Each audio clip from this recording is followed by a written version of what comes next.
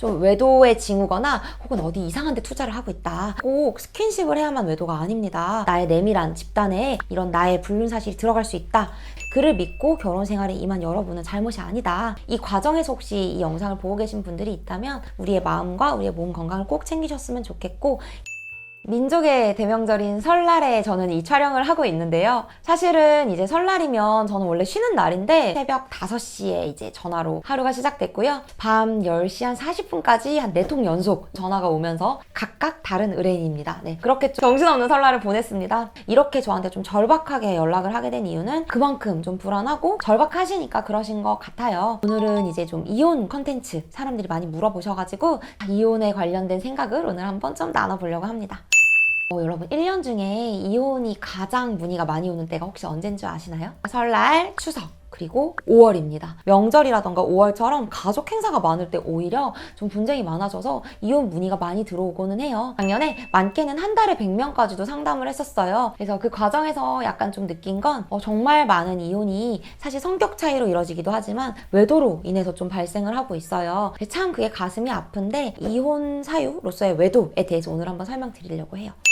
요즘에는 참 세상이 발달해서 온라인 세계에서도 바람이 많이 일어나고 있어요. 이 외도라는 게요, 여러분 꼭 스킨십을 해야만 외도가 아닙니다. 자주 친밀하게 연락을 하고 야한 대화를 주고받았다? 그럼 대법원의 판례에 따르면 이것도 부정행위가 될 수 있어요. 그래서 이런 온라인 플랫폼을 매개로 한 너무나 사적이고 성적인 대화 혹은 이걸 매개로 한 접촉이 있었다라고 한다면 그게 일시적이고 소위 말하는 원나잇이라고 하더라도요, 이건 다 외도에는 해당이 돼요. 그래서 이런 좀 일시적이고 혹은 온라인 베이스의 익명, 조금은 더 지속적이지 않은 그런 외도의 유형이 하나가 있고요. 두 번째 유형 같은 경우는 직장 내 불륜입니다. 혹은 고등학교 동창 이런 것들인데요. 직장 내 불륜 혹시 하고 계신 분들 있으면 제가 드리고 싶은 말씀은 회사 인사팀에 들어가는 내용 증명은 명예훼손이 되지 않아요. 그래서 정말 많은 내용 증명들이 지금 많은 회사의 인사팀에 들어가고 있거든요. 내가 정말 가깝고 나의 내밀한 집단에 이런 나의 불륜 사실이 들어갈 수 있다. 그래서 정말 사랑한다면 기존 관계를 정리하고 깔끔하게 만나는 게 진짜 사랑이기 때문에 내가 사랑하는 그 사람한테 정리를 하라고 하시든 본인 역시 본인의 어떤 가족과 본인의 직장을 지킬 수 있는 선택을 하시는 걸 저는 추천드려요. 아무래도 외도의 비율은 남성분들이 조금 더 높은 것 같아요. 그래서 저는 이제 남편분들이 바람핀 케이스를 제가 좀 더 많이 해봤기 때문에 그걸 기준으로 말씀드리면 급격히 체력이 떨어지고 급격히 힘들어 하세요. 왜냐면 이제 두 집 살림이라는 게 굉장히 힘든 거거든요. 그리고 우리가 생각할 땐 바람이라는 게 되게 나쁜 거고, 근데 이 증거 자료를 보면 두 분은 정말 연인이에요. 바람 피시는 분들 너무 애틋하고 너무 불타올라요. 너무 불타오르니까 어때요? 체력이 쓰이겠죠? 부인 몰래도 해야 되고 스킨십도 되게 많이 해요. 굉장히 좀 많은 체력을 그리고 에너지를 쓰다 보니까 급격히 좀 피곤해하고 급격히 체력이 저하됐다. 근데 그렇다고 연봉이 오르지는 않았다. 이럴 때 물론 회사에 업황이 안 좋거나 정말 일이 힘드신 걸 수도 있지만 이제 사후적으로 드러나는 바람의 징후 중에 하나는 그들의 체력과 에너지 분배에서 조금 이슈가 생긴다라는 게 하나가 있습니다. 두 번째 같은 경우는요, 원래 비밀번호를 공유하고 있는 커플들이 꽤 있어요. 근데 갑자기 비밀이 생긴다? 그러면은 제가 봤을 때 크게 둘 중에 하나예요. 좀 외도의 징후거나 혹은 어디 이상한 데 투자를 하고 있다. 그래서 이거는 조금 단도리를 할 필요가 있다. 원래 안 그랬던 사람이면 모르겠는데 비밀이 급격히 많아졌어? 어디 이상한 데 투자를 하고 있거나 이상한 사람을 만나고 있을 확률이 있습니다. 여자든 남자든 이상한 사람을 만날 확률이 있기 때문에 조금 갑작스럽게 생긴 비밀, 이건 좀 우리가 조심스럽게 한번 대화를 나눠볼 필요가 있다. 그리고 잘못의 초창기에 잡았을 때 혹은 잘못을 발견했는데 그래도 우리가 어떻게 이거를 자시하면 좋을지, 큰 잘못을 했을 때 진실을 이끌어내는 방법은요, 이거를 제가 한번 써봤거든요.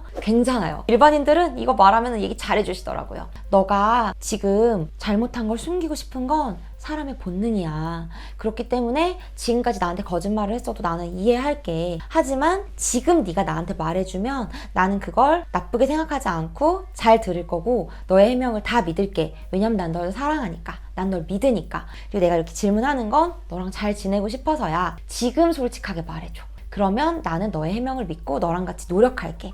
같이 뭐 우리가 노력하겠다고 약속해줘. 그렇게 말을 하고, 하지만 만약 지금 네가 말을 안 하고 숨긴다면 난 너무너무 상처를 받을 거고 우리의 신뢰가 깨져서 우리의 관계는 더 이상 지속될 수 없을 거야 라고 이제 커뮤니케이션 하는 방법이 있어요. 숨 쉴 틈을 주면서 압박 수사를 하는 거죠. 근데 우리도 약속해야 되는 건 그렇게 해서 알게 된 진실들에 대해서 상처를 받겠지만 그걸 평생 곱씹거나 그걸 자꾸 비아냥거리면서 되풀이하면 안 돼요. 정말로 그때는 이것에 대해서 같이 어떻게 해나갈 건지, 같이 어떻게 처리할 건지 좀 슬기롭게 다음 스텝을 연구해 봐야 될 것 같고요. 그래도 내가 사랑해서 선택한 사람이고 한때 같이 살았던, 나랑 가정을 이루었던 사람인데 형사고소만큼은 저는 추천하지 않습니다. 말로 해결했으면 좋겠고요. 저희 사무실에는 배우자가 바람이 나신 경우들, 바람난 배우자를 둔 피해자분들이 다 찾아오고 계세요. 그래서 저도 이제 그분들 말씀을 많이 듣고 많이 울고 저도 많이 공감을 하고 있는데요. 제가 그때 드리는 말씀이 있어요. 두 가지가 있는데, 하나는 우리가 운전을 하는 운전자라고 생각해 볼게요. 우리가 도로에 나갈 때는 다른 차들도 모두 교통법규를 준수할 거라고 믿고 운전을 하는 거죠. 어떤 차가 미쳐서 갑자기 음주운전을 하거나 중앙선을 침범할 것까지 예상해서 우리가 운전을 하긴 힘들어요. 물론 우리가 잘 피하면 좋겠지만 그걸 예견하지 못한 게 우리 운전자의 잘못은 아니라고 생각해요. 그래서 제가 항상 말씀드리는 거는 우리는 피해자다. 우리는 교통사고 피해자 같은 거고, 그래서 다시 운전대를 잡기 두렵다면 안 잡아도 되지만 너가 잘못한 게 아니다. 그 차를 피하지 못한 건 너의 잘못이 아니고 와서 박은 교통 규칙을 지키지 않은 그 차의 잘못이기 때문에 피해자인 우리는 다시 운전대를 잡지 않고 싶다면 그래도 되지만 다시 용기 내서 도로에 나가도 된다라고 말씀드리고 있어요. 지금 당장 다시는 사랑하고 싶지 않다, 다시는 남자든 여자든 만나고 싶지 않다 라는 말씀들을 많이 하시는데, 그때 제가 이 얘기를 하면서 결혼이라는 규칙을 깬 그 사람이 잘못이지 그를 믿고 결혼 생활에 임한 여러분은 잘못이 아니다. 그래서 우리 피해자 여러분, 규칙을 준수하지 않은 건 그들이고요. 우리는 언제든 다시 운전할 수 있어요. 그리고 그 운전을 다시 할 준비가 됐을 때 본인 탓을 하지 말고 앞으로 나아가셔서 더 좋은, 더 넓은 세상을 경험하실 수 있다는 말씀 꼭 드리고 싶어요. 그리고 제가 저희 의뢰인분들한테 항상 말씀드리는 게, 저랑 하는 법률 상담도 중요하지만 이거보다 시급한 건 심리 상담이다. 특히 자녀가 있는 경우에는 5살만 넘어도 놀이치료든 심리 상담 꼭 받게 해달라고 하거든요. 한 8, 9살만 돼도요, 자녀들이 다 알아요. 부모님한테 무슨 일이 있고 어머니, 아버지 사이에 뭔가 갈등이 있다는 거 애들이 다 알고 있거든요. 그래서 저는 본인의 심리 상담 필수고요. 자녀들의 심리 상담도 때를 놓치지 말고 꼭 해달라. 심리 상담해서 받아다 주시면 제가 이거 손해배상 청구의 근거로 써드리겠다. 어차피 정신적 손해가 발생하신 거에 대한 근거니까요. 그래서 심리상담은 본인을 위해서 그리고 자녀를 위해서 꼭 받으시기를 바라고요. 상담은 꼭 때를 놓치지 말고 하시기를 바랍니다.